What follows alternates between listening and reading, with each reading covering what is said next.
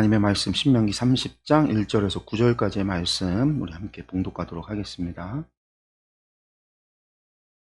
내가 내게 진술한 모든 복과 저주가 내게 임함으로 내가 내 하나님 여호와로부터 쫓겨간 모든 나라 가운데서 이 일이 마음에서 기억이 나거든. 너와 내 자손이 내 하나님 여호와께로 돌아와 내가 오늘 내게 명령하는 것을 온전히 따라 마음을 다하고 뜻을 다하여 여호와의 말씀을 청종하면 내 하나님 여호와께서 마음을 돌이키시고 너를 긍휼히 여기사 포로에서 돌아오게 하시되 내 하나님 여호와께서 흩으신 그 모든 백성 중에서 너를 모으시리니 내 쫓겨간 자들이 하늘가에 있을지라도 내 하나님 여호와께서 거기서 너를 모으실 것이며 거기서부터 너를 이끄실 것이라. 내 하나님 여호와께서 너를 내 조상들이 차지한 땅으로 돌아오게 하사 내게 다시 그것을 차지하게 하실 것이며 여호와께서 또 내게 선을 행하사 너를 내 조상들보다 더 번성하게 하실 것이며 내 하나님 여호와께서 내 마음과 내 자손의 마음에 할례를 베푸사 너로 마음을 다하며 뜻을 다하여 내 하나님 여호와를 사랑하게 하사 너로 생명을 얻게 하실 것이며 내 하나님 여호와께서 내 적군과 너를 미워하고 핍박하던 자에게 이 모든 저주를 내리게 하시리니 너는 돌아와 다시 여호와의 말씀을 청종하고 내가 오늘 내게 명령하는 그 모든 명령을 행할 것이라. 내가 내 하나님 여호와의 말씀을 청종하여 이 율법책에 기록된 그의 명령과 규례를 지키고 내 마음을 다하며 뜻을 다하여 여호와 내 하나님께 돌아오면 내 하나님 여호와께서 내 손으로 하는 모든 일과 내 몸의 소생과 내 가축의 새끼와 내 토지 소산을 많게 하시고 내게 복을 주시되 여호와께서 내 조상들을 기뻐하신 것과 같이 너를 다시 기뻐하사 내게 복을 주시리라. 아멘. 오전에 나눴던 신명기 30장 1절에서 9절까지의 말씀입니다. 말씀 가지고요. 복받는 길이라는 제목으로 우리가 다시 한번 우리 함께 말씀 나눠보려고 합니다. 예. 신명기의 말씀은 제가 이제 늘 반복해서 하는 이야기예요. 신명기 말씀은요, 모세오경이라고 해서 모세의 5권의 책을 우리가 모세오경이라고 해서 창세기, 출애굽기, 레위기, 민수기, 신명기 이렇게 이야기를 하죠.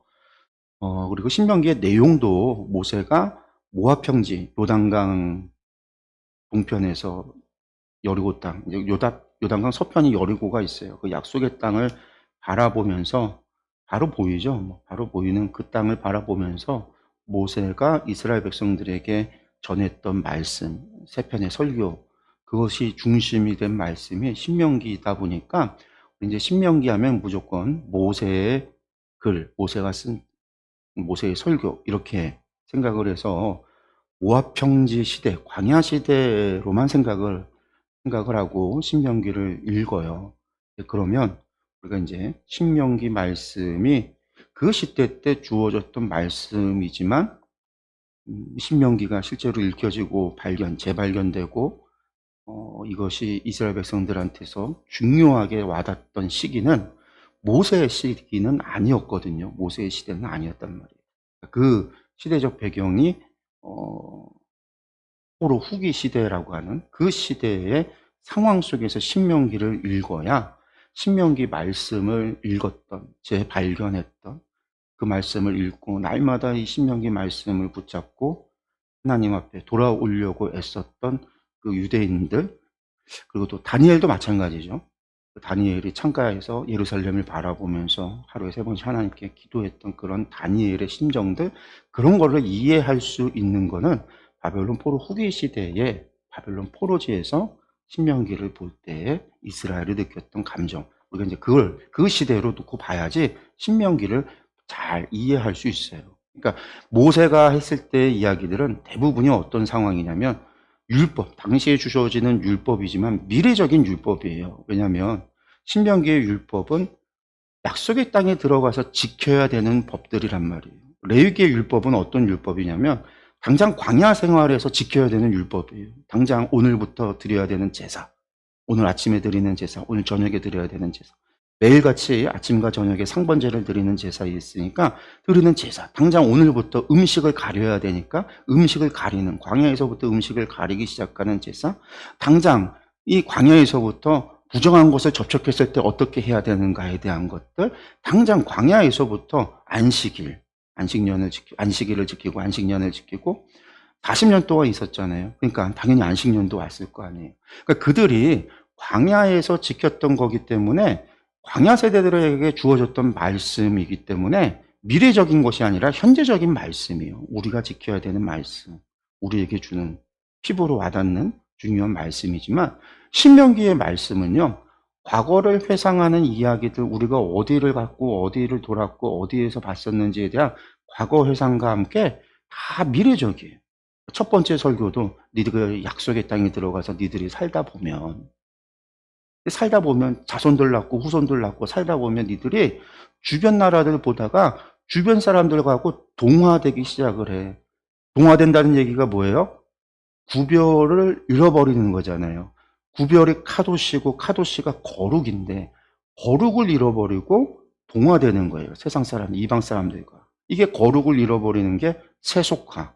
이게 세속이란 말이에요. 이방 사람들과 동화되는 게 세속화되는 거예요. 그러니까 거룩을 잃어버리고 동화되어지다가 우상 숭배하고 결국 그래서 하나님 앞에 멸망당해서 세상의 포로가 될 거야. 근데 포로가 되어졌을 때 그 땅에서 너희가 마음을 다하고 뜻을 다하여 하나님께로 다시 돌아오고 하나님을 찾는다면 하나님께서는 그곳에서 너희를 다시 만나주시고 너희들의 조상들하고 약속했던 그 약속을 기억해서 너희를 다시금 회복시키실 거야. 미래적인 이야기예요. 미래적인. 첫 번째 설교도 미래적인. 두 번째 법들은 다 뭐예요? 사회법이라고 그러죠. 신명기법은 다 사회법. 그 사람들이 살아가면서 있어지는 문제, 종교법이 아닌 사람 살면서 부딪히는 여러 가지 갈등들, 이런 것들을 해결하고 또 특별히 가난한 사람들, 나그네 된 사람들을 도와주는 사회보장, 이런 법들이 신명기 두 번째 법인데 이것도 사실은 광야에 있었던 사람들한테는 피부에 와닿는 법이 아니에요. 왜 지금까지 40년 동안 하늘에서 내리는 만나만 먹고 살던 사람들이 자신들이 땅이 어디 있어요. 아직 보지도 못한 땅이죠. 농사 짓는 것도 아직 보지도 못했어요. 그곳에 어떤 열매가 날지 알지도 못해요. 그 땅을 보고 온 사람들 가운데는 여호수아와 갈렙 말고는요. 그 땅을 보고 온 사람은 아무도 없잖아요. 다 죽었단 말이에요. 그러니까 그런 사람들한테는 그 땅의 삶은요. 그냥 환상이에요. 근데 그 땅에서 앞으로 살아가면서 이런 법을 지켜야 돼 라고 하는 이야기들은 미래적인 사건이란 말이에요. 미래적인 이야기. 나 자신들에게 피부로 와닿지 않는 이야기. 그리고 이제 마지막 세 번째, 하나님의 저주, 복과 저주에 대한 이야기를 하시면서 그런데 내가 한 이야기 너희가 들어가서 다 잘 지키면 하나님이 복을 줘요. 들어와도 복을 받고 나가도 복을 받을 거야. 들에서도 복을 받고 집에서도 복을 받을 거고 너만 복을 받는 게 아니라 너의 자손도 받을 거고 너희 집도 가족들도 복을 받을 거고 너희 가축도 복을 받을 거고 너희 집에 쌀 항아리도 복을 받을 거고 기름 항아리도 복을 받을 거고 다 복을 받을 거야. 그런데 너희가 이런 거 생각하지 않으면 너희가 저주를 받아. 바깥에서 저주받고 안에서 저주받고 들어와도 저주를 받고 나가도 저주를 받고 항아리도 저주받고 자식들도 저주받고 가축들도 저주받고 다 저주받는다는 거예요. 그리고 결국은 이제 포로가 돼서 다 끌려간다. 근데 그게 이 사람들이 아니라 미래적인 이야기죠. 나중에 그렇게 되어지며 그러니까 신명기를 들을 때에 모압 평지에 있었던 사람들이 모세의 이야기를 들을 때는 아 그런단 말이야. 그래. 경고로만 듣는 거예요. 경고로만 듣는 거지. 아 그게 정말 그럴까? 긴가민가 할 수 있는 거죠. 이스라엘 사람들이 다 그랬어요. 그래서 신명기가 중요한 책이 되지 못한 거죠. 복이 있고 저주가 있었지만 사람들이 겪어보지 않았으니까. 거기에 분명히 하나님께서 나중에 시간이 지나면 하나님의 말씀이 진짜 다 이루어져서 너희들이 그런 일들을 겪고 나서 그 역사가 증거가 돼서 너희 후손들이 이걸 보고서는 이방인들이 보고서는 아 하나님이 정말 다 말씀하신 게 진짜 참이고 진짜고 진리구나 라는 고백을 할 거다 라는 이야기를 했어도 미래적인 이야기 경고의 이야기는 경고란 말이에요. 우리 아이들한테 맨날 너도 그렇게 공부 안 하면 시험 성적 안 나와 한번 얘기해봐야 시험 보고 성적 안 나오고 나서야 깨닫는 거죠. 공부 안 하면 성적이 안 나오는구나. 너 이렇게 공부 안 하면 좋은 대학 못 가. 한번 얘기해도 잘 몰라요. 피부 안 닿아요. 결국 수능을 망치고 나서 대학 쓰려고 할 때 쓸 데가 없어서 어디 하다가 저 산골짜기 어디 가면 그때서야 아 공부 안 하면 이런 데 오는구나 아는 거죠. 내가 경험해보지 않으면 모르는 거예요. 내가 경험해보지 않아요. 신명기의 말씀이 그런 말씀이었어요. 그러니까 이스라엘 사람들이 별로 중요하게 생각하지 않는 거예요. 글도 몰랐고 당시에는요, 사람들이 글도 잘 몰랐고 별로 그런 거에 대해서 중요하게 생각하지도 않았어요. 그냥 예배만, 제사, 하나님께서 제사 드리는 게 가장 피부에 와닿는 게, 하나님을 섬기는 건 제사 드리는 거니까 하나님 제사만 잘 드리면 돼. 그냥 제사만 드리면 돼. 그래서 사람들은요, 생각하기로 하나님은 소를 좋아하고 양을 좋아하고 기름 좋아하고 그런 줄 알고, 하나님 앞에 소나 갖다 바치고 기름 양이나 갖다 바치고, 그렇게 그런 거나 갖다 바치면 하나님은 좋아하시고 하나님 복 주실 거야. 이스라엘 사람들이 그렇게 생각을 하는 거예요. 그러니까 나중에 미가서에선 미가가 무슨 얘기를 해요? 우리가 하나님 앞에 나아갈 때 천천만만의 순양의 기름을 가지고 나아갈까? 하나님 그거 기뻐하시지 않는다. 사람들은 그런 걸 생각을 한 거예요. 그런 것들만. 그러다가 바벨론의 포로로 잡혀가고 나서 보니까 하나님 말씀대로 다 된 거죠.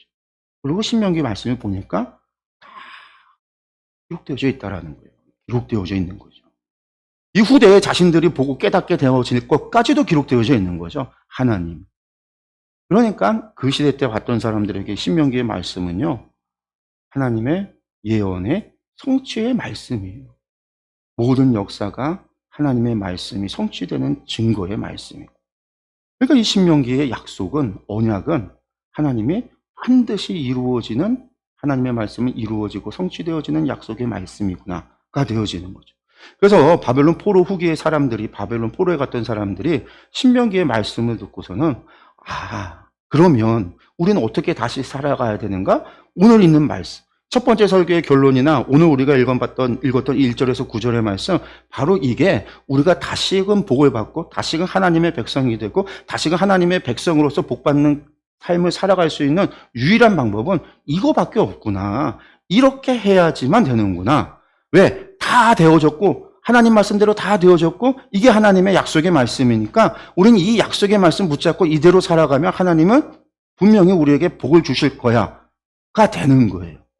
그래서 신명기 이후, 그 이전까지 바벨론 포로로 잡혀가기 전까지 이스라엘 사람들이 무슨 하나님의 말씀을 그렇게 잘 지켰어요? 유대인들 하나님의 말씀 그렇게 잘 지키지 않았어요. 잘 지켰으면 멸망하지도 않았겠죠. 안 지켰으니까 멸망을 한 거예요. 그래서 바벨론 포로에 가서 하나님 말씀을 지키기 시작을 하는 거예요. 왜? 오늘 말씀해 봤더니 하나님이 다른 거 얘기하지 않아요. 뭘 해요? 여호와의 말씀에 청종하라, 쉐마하라는 거예요. 쉐마하라. 하나님의 말씀을 들으라라는 거예요. 하나님의 말씀을 순종하라라는 거예요. 어떻게 순종해야 되느냐? 가짜로 말고 겉으로 아니고 마음을 다하고 뜻을 다해서. 우리 조상들이 하나님 말씀에 순종을 안 했는가? 순종한 것도 있고 순종 안 한 것도 있어요. 하나님을 섬긴다 해서 제사를 안 드렸느냐? 제사 드렸단 말이에요. 제사를 드렸어요. 이사야서 1장에 봤더니 제사 드린 이야기가 나와요. 그들이 아침과 저녁마다 상번제로 드리고 월삭으로 드리고 안식일로 드리고 절기로 드리고 매일같이 하나님 앞에 그렇게 열심히 제사를 드렸는데 하나님은 그 제사에 대해서 뭐라고 얘기해요? 너희들이 성전 마당만 받고 돌아갔다라는 거예요. 하나님 받으시지 않는 예배를 드리고서는 스스로는 예배를 잘 드렸다라고 착각하고 살아갔다라는 거예요. 그 얘기는 뭐예요? 왜 하나님은, 사람들은 예배를 드렸는데 하나님은 예배를 안 받으셨다고 했을까? 호세아를 보니까 하나님은 뭐라고 그래요? 나는 제사를 원하지 않고 하나님은 인애를 원하신다라고 얘기해요. 하나님은 번제보다 하나님 아는 걸 원한다라는 거예요. 제사를 안 드리고 번제를 안 드린 게 아니라 제사도 드리고 번제도 드리고 사람들이 제사를 했다라는 거예요. 하나님 섬겼다라는 거예요. 예배 드렸다라는 거예요. 근데 하나님은 그런 예배보다 너희가 나를 사랑하고 너희가 나를 제대로 알았으면 좋겠다. 그 얘기는 뭐예요? 하나님도 모르고 그 마음의 중심에 하나님을 향한 사랑도 없이 제사만 드린 거죠. 그걸 뭐라고 그래요? 겉과 속이 다른 거예요. 마음이 없는 빈 깡통, 빈 껍데기가 하나님께 예배만 드려요. 이제 이걸 뭐라고 그래요? 한마디로 말해서 이게 율법주의예요. 형식은 있는데 우리의 마음이 안 담겨요. 그래서 신명기는요, 뭐라고 다 얘기해요? 뭐가 있어야 된다는 거예요? 하나님의 명령을 지켜야 되는데 하나님의 말씀에 청종하고 순종해야 되는데 그 순종에 뭘 담아야 된다라는 거예요. 순종 안 하라는 얘기가 아니에요. 하나님의 제사 드려야 된다. 하나님의 말씀에 순종해야 된다고. 하나님 말씀대로 살아가야 된다고. 근데 그 살아가야 되는데 그 안에 무엇을 담아야 되냐? 우리의 마음과 우리의 뜻을 담아야 된다라는 거예요. 우리의 진정을, 우리의 진심을, 우리의 마음을 담아야 된다라는 거예요. 오전에도 말씀을 드렸지만 마음과 뜻이라고 하는 게 우리가 생각하는 그냥 우리의 마음과 의지 이것이 아니라 유대인들에게 있어서는요, 마음과 뜻이라고 하는 것이요, 영과 혼과 육을 이야기할 때, 영육 혼을 이야기할 때 영이 뜻이고요, 마음이 혼이에요. 인간의 혼. 내 마음은 내 의지잖아요. 우리가 심장이 마음이라기도 하는데 내 것이죠, 내 것. 내가 스스로 생각하고 내 안에 있는 것을 혼이라고 하는, 그것이 혼이고요. 그리고 이제 하나님이 우리에게 생명을 주어준, 이 혼에게 생명을 부어주신 것, 우리 코에게 후하고 생명을 부어주셨는데 그 영을 부어줬던, 생명을 부어주신 것이 영이에요, 영. 그래서 영과 혼. 그것이 우리 몸에 깃들어, 육체에 깃들어 있을 때 사람은 살아있는 거고, 사람이 죽으면 우리의 영이, 우리의 몸을, 생명이 우리의 몸을 떠나가니까 육체는 남아서 흙으로 돌아가고, 우리의 혼은 어떻게 돼요? 우리의 혼도 영혼이, 생명은 하나님이 걷어가고 우리의 혼만 남아서 혼이 결국은 뭐 이제 그렇게 되는 거죠. 뭐 지옥으로 가든 어떻게 되든. 그게 이제 우리의 자아가 되는 거죠. 우리의 몸이. 그게 이제 심판의 대상이 되는 거. 뭐 그렇게 이제 구분을 한다면 그렇게 구분을 지어서 얘기하기도 하는데, 여러분들, 그러니까 이스라엘 사람들에게 있어서, 그러니까 신명기에서 이야기하는 마음과 뜻이라고 하는 것은 다른 게 아니라 영과 육과 혼을 다해서, 그러니까 우리의 전 존재를 다해서 하나님의 말씀에 따라야 된다라고 하는 게 신명기의 이야기예요.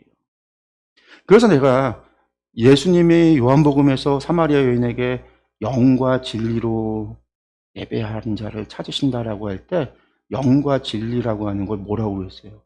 이게 구약의 마음과 뜻이라고 하는 것을 구신약에서는 영과 진리라고 표현한 거라고 그렇게 말씀을 드렸잖아요. 그러니까 영과 진리로 드린다라고 하는, 예배 드린다라고 하는 게 다른 게 아니에요. 형식이 아니라 우리의 마음을 하나님 앞에 온전히, 우리의 전존재 하나님 앞에 온전히 드려야 돼요. 신명기는 어쨌든 그렇게 담고 있어요. 그게 없으면 안 된다라는 거예요. 그것이 하나님 앞에 언약의 약속, 그것을 누리고 살아가는, 복을 받고 살아가는 유일한 방법이라는 거예요. 길이라는 거예요. 그래서 이스라엘 사람들이요, 그때부터 사실은 하나님의 말씀대로 살아가기 위해서 바벨론 포로 후기부터 열심히 말씀을 연구하기 시작을 해요. 그래서 그때에 바벨론 포로 후기 이후부터 성경이 많이 만들어져요. 생산이 돼요. 그래서 회당마다 성경을 비치해서 사람들한테 성경을 읽히고 성경을 가르치기 시작을 했어요. 사람들한테 가르치기 시작하면서 성경을 가르치는 랍비라고 하는 사람들이 등장하기 시작을 했고요. 그런 랍비들을 중심으로 경건주의 운동이 일어나요. 우리가 경건, 거룩한 삶을 살고 하나님 말씀대로 살아가자라고 하는 경건주의 신앙운동이 이스라엘에서 일어나기 시작을 해요. 그 전까지 단 한 번도 없었던 일들이 바벨론 포로로 갔다가 돌아오고 나서 이 신명기의 신앙, 이 말씀대로 경건주의 운동이 신앙을, 하나님을 향한 말씀에 청종하고 순종하며 살아가자고, 그렇게 하나님의 복받는 삶을 살아가자고 경건주의 운동이 일어나는 거예요. 그런데 이것도 변질이 되는 거죠. 어떻게 변질이 되냐. 경건주의 운동이 이제 사람들의 생각이 달라지니까 갈라지기 시작. 이스라엘이라고 하는 나라가 오래도록 돌아와서 70년 뒤에 멸망하고 70년 뒤에 포로됐다가 돌아왔지만 하나님의 약속의 회복이 이루어지는 것이 더디단 말이에요. 다윗의 왕조가 회복이 될 줄 알았더니 이루어지질 않아요. 다윗 왕조가 회복이 안 돼요. 다윗의 언약이 이루어질 줄 알았더니 오질 않는 거죠. 참된 메시아가, 다윗의 후손인 메시아가 올 줄 알았더니 오질 않는 거예요. 다윗의 왕조가 부활이 안 돼요. 하나님의 제2성전이 건축했지만 하나님의 영광이 임할 줄 알았더니 이스라엘은 여전히 페르시아의 속국이에요. 헬라의 속국이에요. 로마의 속국이에요. 계속 그런 현실이 계속 이어지는 거죠. 그러다 보니까 이 사람들 가운데, 경건주의에 했던 사람들 가운데 더 세상을 등지고 아예 사막으로 가는 사람들이 있었어요. 사막. 그게 이제 세례 요한 같은 사람이에요. 석청과 꿀을 먹으며, 메뚜기와 석청을 먹으면서 사막에서 신앙생활했던 사람들, 쿰난 이런 공동체들, 그런 사막의 사람들, 신앙 아주 속세를 떠나서 이제 사막에서 하나님 말씀대로만 살아가겠다고, 신앙을 지키겠다고 하는 그런 사람들이 등장을 했고, 백성들 가운데 남아서 말씀을 가르치고 백성들 가운데서 신앙 운동을 해야 된다고 남았던 사람들이 바리새인들. 또 그 사람들 가운데 권력을 쟁취하고 권력의 맛을 본 사람들이 있어요. 근데 그 사람들이 사두개인. 이렇게 갈라지게 돼요. 근데 예수님이 가장 비난하고 비판했던 사람들이 누구냐면요. 예수님께서 가장 많이 부딪히고 예수님이 가장 많이 화를 냈던 사람이 누구냐면 바리새인들이었어요. 일반 백성들한테 말씀을 가르쳤던 사람들, 말씀의 교사들이잖아요. 말씀을 가르치고 일반 백성들한테 존경받고 율법 랍비라고 선생이라는 소리를 들었고 율법을 가르치고 회당에서 율법 선생으로서 율법을 가르치는, 오늘날로 치면 목회자와 같은 저와 같은 위치, 뭐 그런 사람들이에요.